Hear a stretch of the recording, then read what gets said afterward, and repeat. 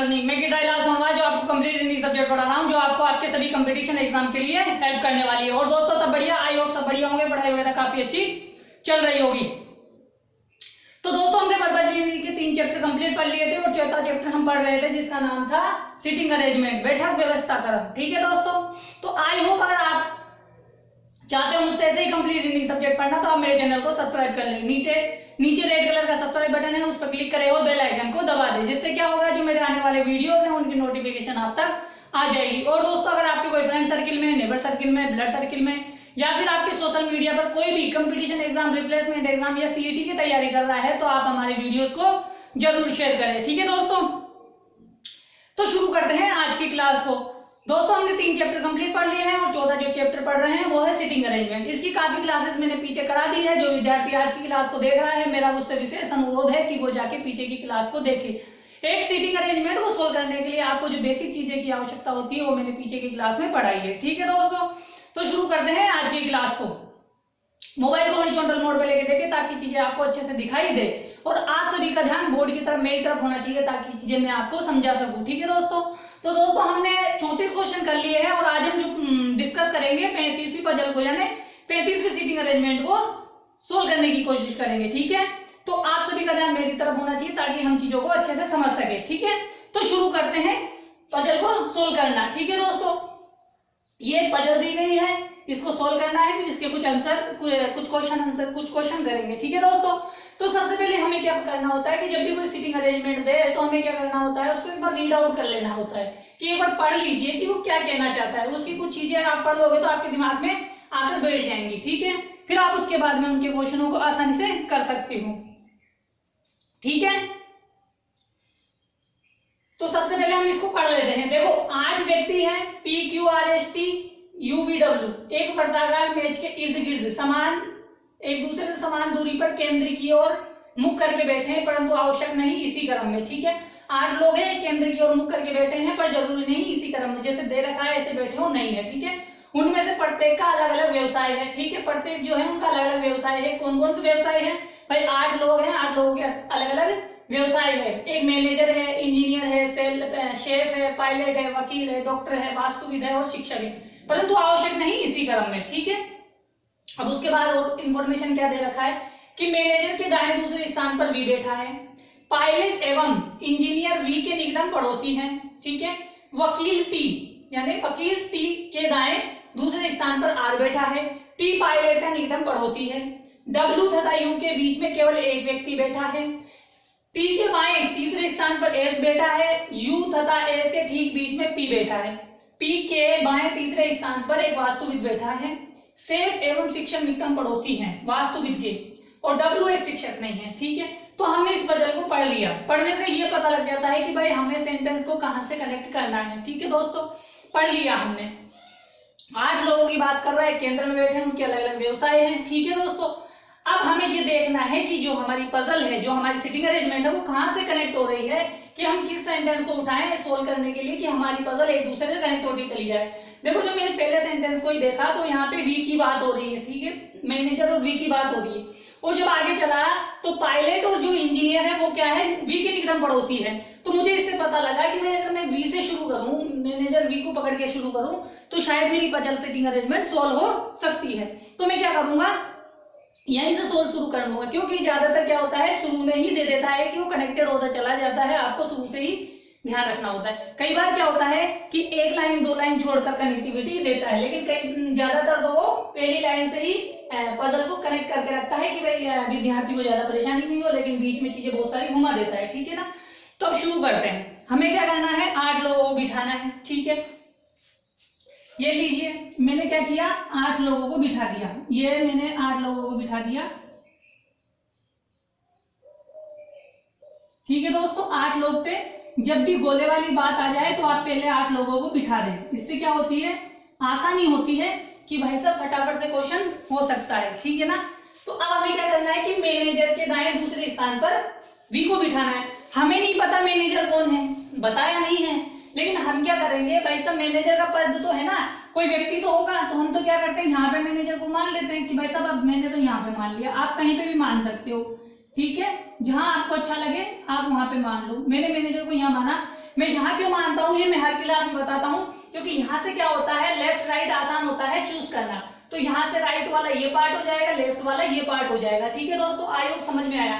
अब क्या बोल रहा है कि मैनेजर के दाएं दूसरे स्थान पर, मुझे पता है कि मैं यहाँ बैठा हूँ तो मैनेजर के दाएं दूसरे स्थान पर मैं इधर चलूंगा। जब मैं इधर जाऊंगा तो मेरे दूसरे स्थान पर कौन बैठा हुआ है, पी बैठा हुआ है। आई होप दोस्तों समझ में आई। पहली जो बात बोली गई है कि पहले हमें क्या करना है, मैनेजर के दाएं दूसरे स्थान पर वी को बिठाया, जो कैसे, ऐसे बिठाया है। ठीक है, अब क्या बोल रहा है कि पायलट एवं इंजीनियर वी के निकटतम पड़ोसी है। अब देखो क्या बोल रहा है कि पायलट और इंजीनियर किसके निकटतम पड़ोसी हैं, वी के पड़ोसी हैं। तो मैंने क्या किया कि भाई साहब पायलट को तो मैंने यहां मान लिया, भाई किसके निकटतम पड़ोसी बनाने हैं मुझे, वी के निकटतम पड़ोसी बनाने हैं, और इंजीनियर को मैंने यहां पे मान लिया।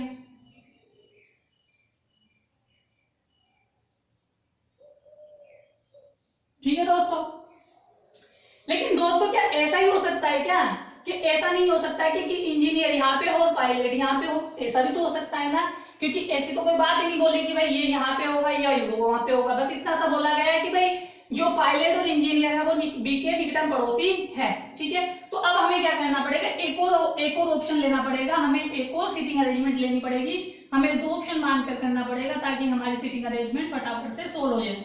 आई होप दोस्तों समझ में आया होगा कि मैं दो क्यों मानता हूँ, हमेशा दो मानने से ये होता है कि आप जल्दी से सोल्व कर सकते हो। ठीक है, तो मैंने मैनेजर को यहाँ पे मान लिया। ठीक है, यहाँ पे मैंने वी को मान लिया। देखो दोस्तों मैंने आगे नहीं बढ़ा है, बस मुझे पता है कि आगे जाके बोला गया है कि जो टी है ना वो पायलट का निकटतम पड़ोसी है। कौन, टी किसका निकटतम पड़ोसी है, पायलट का निकटतम पड़ोसी है। ठीक है ना, और टी कौन है, एक वकील है, ये बात बोली गई थी। मैं चाहूं तो इससे सोल्व कर सकता हूं, लेकिन फटाफट सोल्व करने के लिए मुझे दो कंडीशनें मान लेनी चाहिए। क्यों, उससे ज्यादा आसानी हो जाएगी। इसलिए मैंने क्या किया, फटाफट से यहाँ पे पायलट को रख लिया और यहाँ पे मैंने इंजीनियर को रख लिया। क्यों, क्योंकि इससे आसानी होती है, आप चीजों को सरल बना सकते हो। और हमें क्या करना होता है भाई, पढ़ते क्यों है, हम चीजों को सरल बनाने के लिए, वरना पढ़ने की आवश्यकता ही कहाँ है ना। तो दो कंडीशन आ गई, पहली कंडीशन में ये था और दूसरी कंडीशन में ये था। पहली कंडीशन में वी के निकटतम पड़ोसी पायलट और इंजीनियर है, दूसरी में क्या है, इंजीनियर और पायलट है। ठीक है, यानी दोनों दाया बाया चेंज हो गया। अब आगे चलते हैं। अब आगे क्या बोल रहा है कि वकील टी, यानी वकील टी है, ठीक है ना, के दाएं दूसरे स्थान पर आर बैठा हुआ है। मुझे नहीं पता कि भाई साहब टी कहाँ बैठेगा, बहुत सारी जगह है। अब आगे एक बात बोल दी उसने कि टी है ना पायलट का निकटतम पड़ोसी है। ये बात समझते ही, इस लाइन को पढ़ते ही मैं ये देखा कि भाई साहब जो टी है, पहली बात तो वो वकील है और टी का निकटतम पड़ोसी है, यानी वकील है और किसका निकटतम पड़ोसी है, पायलट का। तो देखो जब मैं यहाँ देखता हूँ तो पायलट का निकटतम पड़ोसी कौन है, टी। तो इधर तो टी बैठ नहीं सकता क्योंकि वी बैठा हुआ है। अगर मैं इधर बिठा दूं टी को तो सही हो सकता है ना, क्योंकि टी का निकटतम पड़ोसी हो जाएगा कौन, वकील, जो कि कौन है, टी है। ठीक है, अब देखो, अब यहाँ पे देखते हैं कि भाई साहब पायलट यहाँ बैठा हुआ है। अब हमें क्या करना है, टी को बिठाना है पायलट के बगल में। देखो यहाँ तो बिठा नहीं सकता क्योंकि यहाँ पे कौन बैठा है, वी बैठा है, और यहाँ पे भी नहीं बिठा सकता क्योंकि यहाँ पे मैनेजर बैठा हुआ है। जबकि क्या बोला गया है कि वकील जो है ना, टी एक वकील है, जबकि यहाँ तो मैनेजर बैठा हुआ है और यहाँ वी बैठा हुआ है, यानी दो जगह है, लेकिन यहाँ पे पायलट नहीं, वकील नहीं, टी बैठ नहीं सकता, किसका निकटतम पड़ोसी नहीं हो सकता, पायलट का। तो इसीलिए क्या होता है, ये कंडीशन गलत हो जाती है। क्यों गलत हो जाती है, क्योंकि जो टी है एक वकील है और वो पायलट का निकटतम पड़ोसी है। तो पायलट यहाँ बैठा है, अगर मान लीजिए मैं टी को यहाँ बिठाऊं तो बिठा नहीं सकता क्योंकि यहाँ पे वी बैठा हुआ है, लेकिन मैं यहाँ पे बिठा दूं तो यहाँ पे भी नहीं बिठा सकता। क्यों, क्योंकि यहाँ पे मैनेजर बैठा है, जबकि वकील क्या है, टी है। आई होप दोस्तों समझ में आया होगा कि मैंने ये कंडीशन आपको क्यों बताई, ताकि मैं एक चीज को परफेक्ट कर सकूं। अब ये गलत हो गया है और मेरे साथ तो वो सही चल रहा है। ठीक है, अब आप चाहो तो इसको रफ कर दो। अब आगे वाली कंडीशन को हम देख लेते हैं। ठीक है दोस्तों, ये हमारे लिए गलत हो गई है तो इसको मैं मिटा देता हूँ। ठीक है, मैंने इसको क्यों बताया, चाहता तो मैं नहीं बताता, लेकिन जरूरी है। कई बार क्या होता है कि कंफ्यूजन ना हो, इसलिए फटाफट से ड्रॉ करके देख लेना चाहिए। मैंने ड्रॉ करके देख लिया कि मेरे पास में क्या कंडीशन निकल के आई, ये वाली कंडीशन निकल के आ गई। अब देखो, अब क्या बोल रहा है कि भाई मैंने यहाँ तक तो पढ़ लिया। अब बोल रहा था वकील टी के दाएं दूसरे स्थान पर आ रहे। अब देखो वकील ये है, वकील का मुख अंदर की तरफ है, वकील का बायां इधर वाला और वकील का दायां इधर वाला। जब मैं यहाँ था तो मेरा दायां ये था, अब मैं यहाँ चला गया तो मेरा दाया ये वाला हो जाएगा, क्योंकि अपोजिट हो गए ना दोनों। जब अपोजिट हो गए तो इसका दाया इसका बायां हो जाएगा और इसका बायां इसका दायां हो जाएगा। तो अब क्या करना है, इसका दाएं चलना है मुझे इधर। तो वकील के दाएं दूसरे स्थान पर कौन बैठा हुआ है, आर बैठा हुआ है। आई होप दोस्तों समझ में आई होगी बात। क्या कहा गया है कि वकील टी के दाएं दूसरे स्थान पर आर बैठा हुआ है। चलो बिठा दिया हमने। टी पाइलेट का निकटतम पड़ोसी है। अब ये बोल रहा है कि डब्ल्यू तथा यू के बीच में एक व्यक्ति बैठा है। मुझे नहीं पता कहाँ पे बिठाऊं, बहुत सारी जगह है, मैं नहीं बिठा सकता क्योंकि यहाँ पे बहुत सारी जगह खाली है अभी तक, तो मैं नहीं बिठा सकता। आगे चलता हूँ, इनसे रिलेटेड चीज देखता हूँ कि कोई इनसे कनेक्टेड हो। अब देखो टी के बाएं तीसरे स्थान पर एस है। देखो टी यहाँ है, मुझे पता है दायां ये है तो बायां ये है, तो टी के बाएं तीसरे स्थान पर एस है। 1 2 3, जब मैं इधर बाएं करता हूँ तो तीसरे स्थान पर मैं कहाँ पहुंच जाता हूँ, एस पे पहुंच जाता हूँ। ठीक है, यानी मैं एस को बिठा सकता हूँ। ठीक है दोस्तों, आई हो समझ में आया। अब आगे चलो। अब एक बात बोल रहा है क्या कि U तथा S के ठीक बीच में P बैठा हुआ है। अब देखो S यहाँ है और U को कहाँ बिठाऊं, क्योंकि बीच में P बैठ जाए। देखो यहाँ पे S बैठा है, अगर मैं इधर U को बिठाऊं तो बीच में P नहीं बैठ सकता क्योंकि V बैठा हुआ है। लेकिन अगर मैं इधर बिठा दूं किसको, U को, तो मेरे पास इनके दोनों के बीच में P बैठ सकता है। आया दोस्त समझ में, आया दोस्तों समझ में कि भाई इसमें बोला है कि S और P के बीच में कौन बैठा है, P बैठा है। अगर मान लीजिए मैं S को यहाँ बिठाऊं तो उनके बीच में P नहीं बैठ सकता क्योंकि वहां पे ऑलरेडी कौन बैठा हुआ है, V बैठा हुआ है। तो मुझे क्या करना पड़ेगा, इधर बिठाना पड़ेगा। इधर बिठाने से P खाली जगह में बैठ जाएगा। और ऊपर एक बात बोली थी कि W और P के बीच में एक व्यक्ति बैठा है। अब देखो अगर V यहाँ बैठा है, यहाँ S बैठा है, तो इसके और इसके बीच में कौन बैठ सकता है, R बैठ सकता है, जो एक बीच में एक व्यक्ति हो जाएगा। आई होप दोस्तों समझ में आया होगा कि किस तरह मैंने इन चीजों को अभी तक मैनेज किया है। अब एक जगह जो खाली है, खाली जो जगह है वो उस व्यक्ति की हो जाएगी जो बचा हुआ है। अब देखो हमारे पास कौन बचा है, P आ गया, Q नहीं आया, तो Q हमारे पास कौन हो जाएगा, Q हमारे पास पायलट हो जाएगा। आई होप दोस्तों समझ में आई होगी बातें कि मैं क्या किया। मैंने लोगों को इस तरह से एक एक कंडीशन को कनेक्ट करते करते करते मैंने बिठा दिया। अब देखो आगे चलते हैं। हमें पता है कि हमारा सेंटेंस शुरू से कनेक्टेड होता हुआ आ रहा है, तो हमें तो ऊपर जाने की आवश्यकता नहीं है और नीचे चलते हैं। क्यों, क्योंकि हम देख लेते हैं कि भाई सब और कौन सी चीजें बाकी रह गई। अब देखो P को मैंने बिठा दिया। अब आगे चलते हैं, P के बाएं दूसरे स्थान पर वास्तविक बैठा है। देखो P यहाँ है, मैंने बताया था, मैंने यहाँ पे क्यों माना, क्योंकि यहाँ से आसानी हो जाती है बायां चुनना। तो यहाँ P है तो P का बायां इधर वाला, तो P के बाएं दूसरे स्थान पर कौन है, वास्तविक है। तो P के बाएं दूसरे स्थान पर कौन बैठा हुआ है, वास्तविक। तो मेरे पास वास्तविक कौन हो जाएगा, R हो जाएगा। आया दोस्तों समझ में, आ रहा है ना। ठीक है दोस्तों, आ रहा है ना समझ में, है ना। हाँ ठीक है, आ रहा होगा तो समझ में, ठीक है ना, आसानी से पढ़ा रहा हूं। अब देखो अब क्या बोल रहा है कि सेठ एवं शिक्षक निकटतम पड़ोसी हैं, किसके, वास्तुविद के। अब देखो वास्तुविद यहाँ बैठा हुआ है, इसके निकटतम पड़ोसी है कौन कौन, शिक्षक और सेठ। अब देखो शिक्षक यहाँ पे भी बैठ सकता है और शेफ यहाँ पे भी बैठ सकता है, शिक्षक यहाँ पे भी बैठ सकता है, शेफ यहाँ पे भी बैठ सकता है। लेकिन जब आगे वाली लाइन पढ़ते हैं तो वहां पे बोला है कि W शिक्षक नहीं है, यानी ये जो W है ना ये शिक्षक नहीं हो सकता। तो हमें ये पता लग गया कि भाई ये शिक्षक नहीं हो सकता, तो ये कौन हो सकता है, ये शिक्षक हो सकता है। और जब ये शिक्षक हो सकता है तो वो कौन हो सकता है, वो कौन होगा, ऊपर वाला सेफ हो जाएगा। ठीक है, ये शिक्षक हो गया और ये कौन हो जाएगा, सेफ हो जाएगा। अब जो बचा हुआ है कौन, भी जो बची हुई जगह है, वो जो ऑटोमेटिक बचा हुआ जो प्रोफेशन है वो किसका हो जाएगा, बी का हो जाएगा। अब देखो कौन कौन है, मैनेजर आ गया, इंजीनियर आ गया, शेफ आ गया, पायलट आ गया, वकील आ गया, डॉक्टर आ गया, डॉक्टर बाकी रह गया। तो डॉक्टर कौन हो जाएगा हमारे पास, बी हो जाएगा।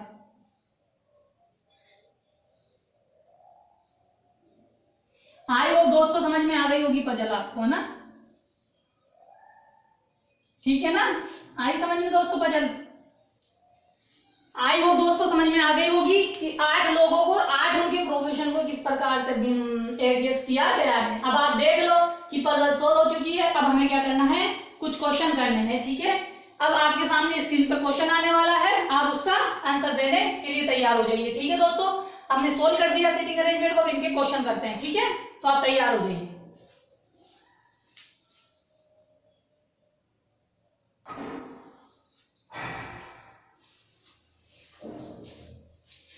ठीक है दोस्तों, पहला क्वेश्चन स्क्रीन पर है, इसका जवाब दीजिए। ठीक है ना, बताइए कि निम्नलिखित में से कौन एक डॉक्टर है। जब हमने सिटिंग अरेंजमेंट को सोल्व किया तो हमारे पास में डॉक्टर कौन निकल के आया, हमारे पास डॉक्टर कौन निकल के आया था, बी निकल के आया था। तो जो बी वाला ऑप्शन होगा वही हमारा आंसर होगा। बी किस में है, सेकंड ऑप्शन में है। तो सेकंड ऑप्शन को टिक करेंगे और आगे बढ़ जाएंगे। आई होप दोस्तों समझ में आया होगा कि हमारा आंसर कौन सा हो जाएगा, सेकंड वाला हो जाएगा कि डॉक्टर कौन है, वी है। ठीक है, आई होप समझ में आया कि निम्नलिखित में से डॉक्टर कौन है, डॉक्टर वी है। ठीक है, स्क्रीनशॉट ले ले, आगे वाला क्वेश्चन आपके पास आने वाला है स्क्रीन पर, उसका आंसर दीजिएगा।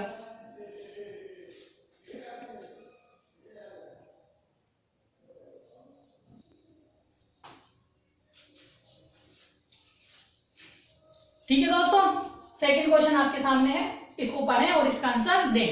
ठीक है, यदि आर की दाईं ओर बढ़ा जाए, यानी आर की दाईं ओर बढ़ा जाए तो आर तथा मैनेजर के ठीक बीच में कौन बैठा है, बताइए। आर यहाँ पे बैठा है, आर का दाया कौन सा है, इधर वाला है। तो आर के दाएं जब मैनेजर पे जाते हैं तो आर और मैनेजर के बीच में कौन बैठा है, वी बैठा है, अर्थात शिक्षक बैठा हुआ है। तो हमारा जो आंसर कौन सा होगा, वी वाला, यू वाला हो जाएगा। जो हमारा आंसर कौन सा है, पांचवा है। ठीक है ना, कि जो आर और मैनेजर के बीच में कौन बैठा हुआ है, यू बैठा हुआ है। ठीक है दोस्तों, आई होप समझ में आया। आई होप आपको समझ में आया होगा कि इसका आंसर क्या होगा। ठीक है ना, समझ में आ गया है, स्क्रीनशॉट ले लें, फिर आगे वाला क्वेश्चन करते हैं। ठीक है ना, आप स्क्रीनशॉट ले लें। ठीक है दोस्तों, आगे वाला क्वेश्चन करते हैं।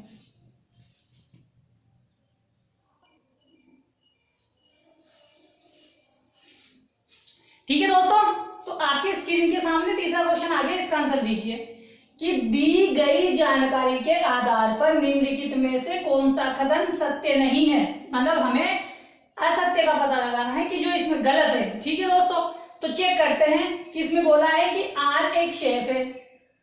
ठीक है, क्या आर एक शेफ है, बताइए, क्या आर एक शेफ है क्या? कौन सा कथन सत्य नहीं है, बताइए। आर एक शेफ है, नहीं है, क्योंकि आर एक वास्तुविद है। ठीक है, आगे देखते हैं। पी तथा वी के निकटतम पड़ोसी एस है। ठीक है, पी तथा वी का निकटतम पड़ोसी एस है। देखो, पीएरा बीएरा का निकटतम पड़ोसी एस है, ये सत्य है। ठीक है ना, ये पहला वाला गलत है, पहला गलत है, दूसरा सही है। उस अनुसार देखा जाए तो हमारा आंसर तो क्या हो गया कि भाई साहब ये पहला ही हो गया। क्यों? क्योंकि भाई साहब गलत का ही तो पता लगाना है कि निम्नलिखित में से कौन सा सत्य नहीं है। सत्य नहीं है इसका मतलब सेब सत्य नहीं है, क्योंकि सेब तो कौन है, शिक्षक वास्तुविद है, और ये वाला सत्य है।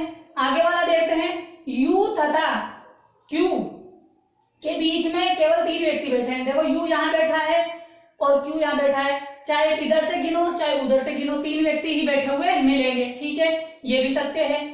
एस एक इंजीनियर है, एस एक इंजीनियर है, ये बात भी सत्य है। आगे वाला बोला है कि सभी कथन सत्य है, क्या ऐसा है? सभी कथन सत्य नहीं है, क्योंकि पहला वाला ही गलत हो गया था। तो हमारा जो आंसर था वो गलत था, जो ये हमारा सही वाला आंसर हो जाएगा। ठीक है, आई होप दोस्तों समझ में आया होगा कि किस प्रकार आंसर देने होते हैं। आप स्क्रीनशॉट ले लें, फिर आगे वाला क्वेश्चन करते हैं। ठीक है दोस्तों, आगे वाला क्वेश्चन आपके सामने आने वाला है, अब स्क्रीनशॉट ले लें।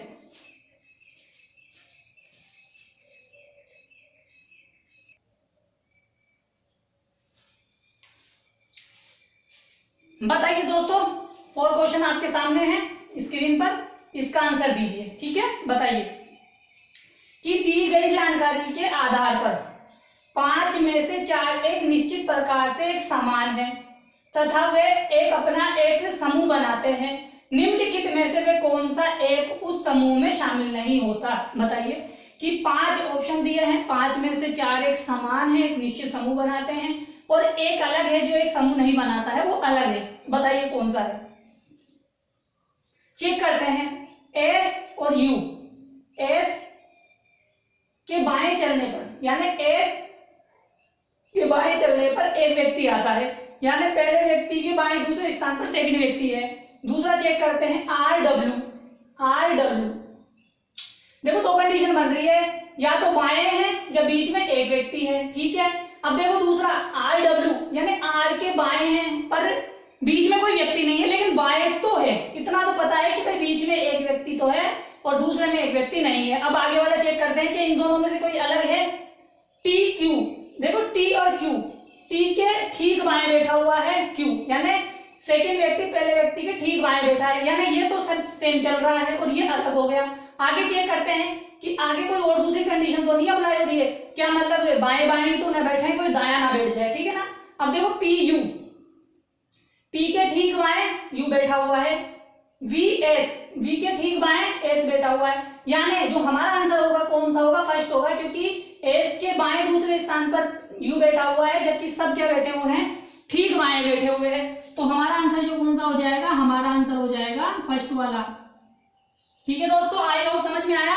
जो हमारा आंसर हो जाएगा वो कौन सा हो जाएगा, फर्स्ट वाला हो जाएगा। ठीक है, समझ में आया, स्क्रीनशॉट ले लो, फिर आगे वाला क्वेश्चन करते हैं। ठीक है ना, आप स्क्रीनशॉट ले लो, फिर आगे वाला क्वेश्चन करते हैं।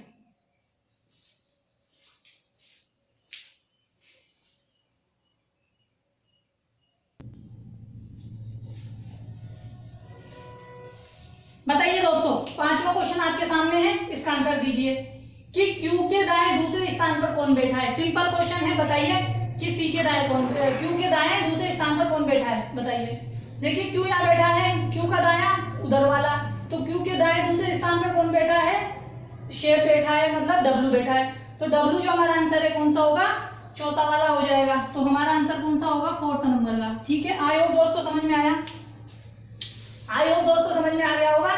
आप स्क्रीनशॉट ले ले, फिर आगे वाला क्वेश्चन करते हैं। ठीक है ना, आप स्क्रीनशॉट ले लो, फिर आगे वाला क्वेश्चन करते हैं। ठीक है,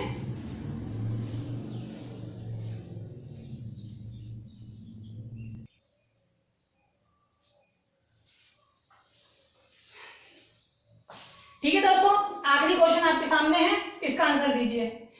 यदि, क्वेश्चन को बहुत आराम से पढ़ना है, इसका आंसर लेना है, बहुत इंपॉर्टेंट क्वेश्चन है। यदि P से शुरू करते हुए, मतलब P कहीं बैठा होगा, वहां से शुरू करना है, क्या शुरू करना है देखते हैं। शुरू करते हुए सभी व्यक्तियों को, सभी व्यक्ति कौन से हैं, P Q R S T U V W, सभी व्यक्तियों को